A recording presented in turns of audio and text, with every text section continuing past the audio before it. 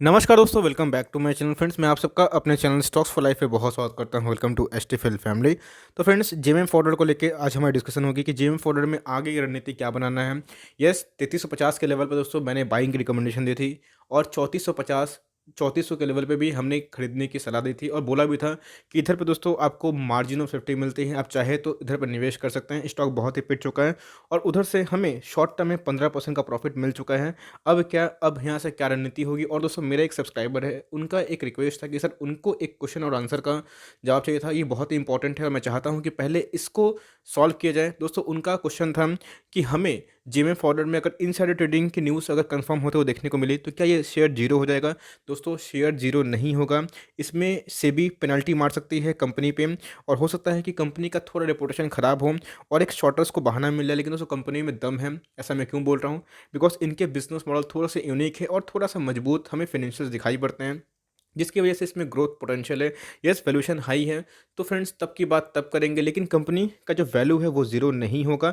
Yes, आपको एक मौका मिल जाएगा कि खामा खा आपको ये प्राइस सस्ते में मिल जाएगा और आप चाहे तो लॉन्ग टर्म का निवेश कर सकते हैं। तो ये दोस्तों मेरा रहा आंसर। अब करते हैं अपनी चर्चा को शुरू कि क्या हम होंगे हमारे अल्टीमेट बाइंग लेवल्स और हमें दोस्तों आने वाले 1-2 सालों में कितना लेवल्स देखने को मिल सकता है। और आप 6000 के लेवल में फंसे हुए हैं तो आपको अभी क्या करना चाहिए। चैनल फर्स्ट टाइम है, सब्सक्राइब कर सकते हैं इस तरह की दिग्गज वीडियो को सबसे पहले एक्सेस करने के लिए। So without delaying any further time, let's begin. बात की जाए दोस्तों प्रीवियस डे की, तो भैया हमें 3% से ऊपर की तेज़ी देखने को मिली। दोस्तों, इस तेज़ी के पीछे की वजह क्या था? भाई वजह कुछ नहीं था, मिड कैप और स्मॉल कैप में बम्पर तेज़ी थी। दोस्तों, इंडेक्स ही 3% से ऊपर था, तो भाई स्टॉक तो 5-5, 6-6% भागे। तो उस हिसाब से पार्टिसिपेट उतना नहीं किया। बिकॉज मैं टेक्निकल फैक्टर में बताऊंगा। लो की बात की जाए तो भैया 52 वीक लो बहुत ही कम है और स्टॉक 7000 तक जा चुका था।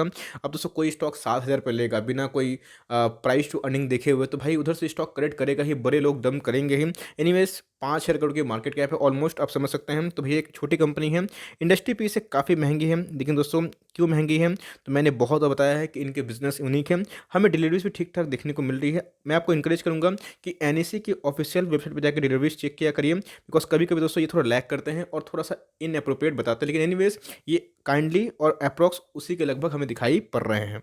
सारा दोस्तों बखेरा इधर ही शुरू हुआ था। बिकॉज कंपनी की एक्सपेंशन के लिए, कंपनी की ग्रोथ के लिए इनको एक्वायर करना इन पर है इनका लाइक पेरेंट कंपनी जीएमएम। तो भैया यही बहाना से या फिर यही कारण से ऑफलोड करना पड़ा बहुत सारे शेयर्स को। इनके प्रोमोटर्स के पास 75% के स्टेक थे। उसके बाद दोस्तों डीआईएस और एफआईएस ने माल लपका। ऑफकोर्स अब तो 7000 पे लपकेंगे नहीं, तो इनको ओएफएस लाना था। तो 3500 का ओएफएस लाया, बहुत ही नाइंसाफ़ी है। और सेबी भैया नेक्स्ट टाइम से ध्यान रखिएगा, ऐसे भारी ऑफिस ना आए। लेकिन एनीवेज, इस न्यूज़ की वजह से तो हमें पंप एंड डम वाली कहानी देखने को मिली। और ये न्यूज़ कब आ रही है? जब रिटेल पैसा भर चुके हैं तब फ्रेंड्स ओएफएस आ रही है। और इसका बेनिफिट किसको हुआ? तो भैया देख सकते हैं कि एफआईआईस और डीआईएस और सीधा इंश्योरेंस कंपनी को। बिकॉज इंश्योरेंस कंपनी जनरली अपने स्टेक को बढ़ाती नहीं है 1% से ज़्यादा। और फ्रेंड्स, इसमें हमें 1.5% को देखने को मिल रहे हैं, जो इसका मतलब इंश्योरेंस कंपनी इसको लेके थोड़ा सकारात्मक दिखाई पड़ रही है। कंपनी के सेल्स नहीं तो कंपनी के फंडामेंटल नहीं, कंपनी के फंडामेंटल नहीं तो कंपनी ही नहीं और उसका शेयर प्राइस क्रैश। तो भैया सेल्स सही, कंपनी के प्रॉफिट भी सही दिखाई पड़ रहे हैं। बात की जाए 19 से 20 में हमें 21 करोड़ का प्रॉफिट दिखाई पड़ रहा है और जो फ्रेंड्स रफली 40% होता है, जो कि सही में एक अच्छी बात है।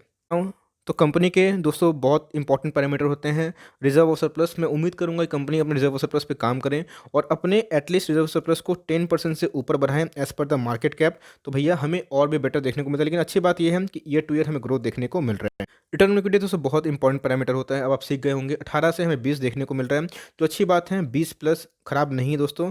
5,000 करोड़ की मार्केट कैप, यस इसके लिए उतना सुपर भी नहीं है, लेकिन फ्रेंड्स ये ठीक ठाक ही है, ये चल जाएगा काम। बात की जाए आरओसी की तो वो भी सही दिखाई पड़ रही है। Current ratio 2.37 means current asset by current liabilities अच्छी है। एक 1.5 से होने से अच्छी मानी जाती है, 2 से तो भैया बहुत ही बेहतरीन। 2.37 देखने को मिल रही है। बात की जाए डेट टू इक्विटी की, मीन्स इनकी इक्विटी के अगेंस्ट में कितना डेट है, हमें फ्लैट से देखने को मिल रहा है। और दोस्तों आप इसको ऑलमोस्ट डेट फ्री कंसिडर कर सकते हैं। सीजर सेल्स की बात की जाए तो भैया सेल्स में हमें बढ़ोतरी दिखाई पड़ रही है। 2019 से 2020 में फ्लैट से हैं और लेकिन प्रॉफिट भी फ्लैट से देखने को मिल रहे हैं। लेकिन दोस्तों ये जो सीजीआर सेल्स और सीजीआर प्रॉफिट भी हमें अच्छी देखने को मिल रही है, खराब नहीं। इसका मतलब कंपनी के प्रॉफिट मार्जिन सही और कंपनी आगे अच्छा कर सकती है। बहुत इंपॉर्टेंट चीज़ दोस्तों, आप देख सकते हैं कि कंपनी के रेवेन्यू अप, जी हाँ, कंपनी के प्रॉफिट अप, जी हाँ। लेकिन दोस्तों कंपनी के अगर बात की जाए इनके अदर पैरामीटर्स की, इनके रनअप की, तो आप देख सकते हैं ये हाल है। कोई दोस्तों कंपनी ने कोई 5-10 करोड़ का तो है ना प्रॉफिट किया था जो इतना ये डिजर्व करती है। यस, ऑपरेटर इसमें घुसे थे, लेकिन कंपनी बुरी नहीं है, ऑपरेटर इसको पंप कर दिए और उसके बाद डंप दिखाई दे सकता है। और यहाँ फंसे कौन? जो 4% दोस्तों जो रिटेलर की एंट्री हुई है वही लोग फंसे। और दोस्तों 4% as per the market cap बहुत ज़्यादा होता है, भले आपका एक शेयर हो या फिर 100, लेकिन फ्रेंड्स पैसा आपका ही लगा है इस हाई में। और यस, ये दोस्तों अब रीजनेबल प्राइस देखने को मिल रहा है। अब आप इस प्राइस में नहीं खरीदिएगा तो क्या इस पे खरीदिएगा? तो फ्रेंड्स अभी हम लोगों को टेक्निकल में क्या डाउनसाइड देखने को मिल सकते हैं और हमें एज्यूम करना है कि ये स्टॉक गिर कितना सकता है। इसी की मैं दोस्तों बात कर रहा था, हमें एक डिप देखने को मिला और इस लेवल पे मैंने बोला भी था कि आप खरीद सकते हैं। यस, स्टॉक में दम है, तभी दोस्तों आप आराम से स्टॉक में कॉन्फिडेंस फील कर पाएंगे। अब फ्रेंड्स बात की जाए, यहाँ से एक बाउंस बैक देखने को मिला और उसके बाद फिर से एक तोड़ने जा रहा है। अब दोस्तों ये देखना बनेगा कि वी पैटर्न बना रहा है कि एम पैटर्न बनाएगा तो इसका लॉन्ग लेग इस तरह हो सकता है और शॉर्ट लेग होगा दोस्तों तो मीडियन पे सपोर्ट खा सकता है। मीडियन का भाव अगर मैं आपको दिखाऊं तो 3550 के लगभग आ रहा है।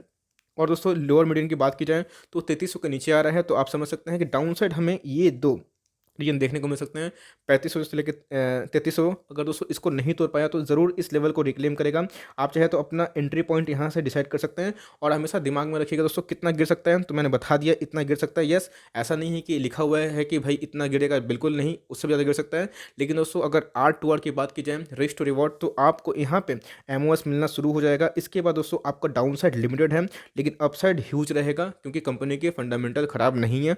Q2 के रिजल्ट जो आए थे वो भी हमें बेहतरीन दिखाई पड़ रहे हैं। सो for timing that's the end of the video analysis on GMM forward. क्या होंगे अपकमिंग लेवल्स वगैरह, और मुझे लगता है फ्रेंड्स कि आपको इस कंपनी पर रिसर्च करना चाहिए और खुद भी कुछ ना कुछ पता लगाइए। और अगर कुछ चलता भी है, कुछ क्वेरीज है, तो वो भी दोस्तों मुझे पूछा करिए। मैं आपको इनकरेज करूँगा कि इनके ऑफिशियल वेबसाइट पर जाके इनकी जो प्रोडक्ट्स हैं, इनकी जो मैन्युफैक्चरिंग है, इनके जो प्लांट्स है, कहाँ कहाँ और कौन कौन से क्लाइंट्स है, दोस्तों जाकर ज़रूर पता करिए। तब जाके आप स्टॉक मार्केट में एक वर्ती प्लेयर बन सकते हैं।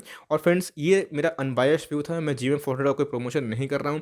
यस, लेकिन मैं आपको बोलूँगा कि मैं 7,000 पे कोई भी स्टॉक को क्यों खरीदूँगा और 3500 में क्यों नहीं खरीदूँगा दोस्तों। बस यही क्यों और क्यों का ही जवाब मैंने दिया कि मैं क्यों खरीदूँगा 7,000 में और मैं क्यों नहीं खरीदूँगा 3500 में। दोस्तों यही कहानी है, बस स्टॉक मार्केट में आपको यही जानना है कि 3500 में आपको याद रखना है कि डाउन साइड लिमिटेड है 500-600 पॉइंट का अगर वर्स्ट से वर्स्ट केस में, लेकिन फ्रेंड्स अप साइड यहाँ से 1500 पॉइंट का है जो कि यहाँ से रिस्क टू रिवॉर्ड 1:3 या फिर 1:4 का मिल सकता है।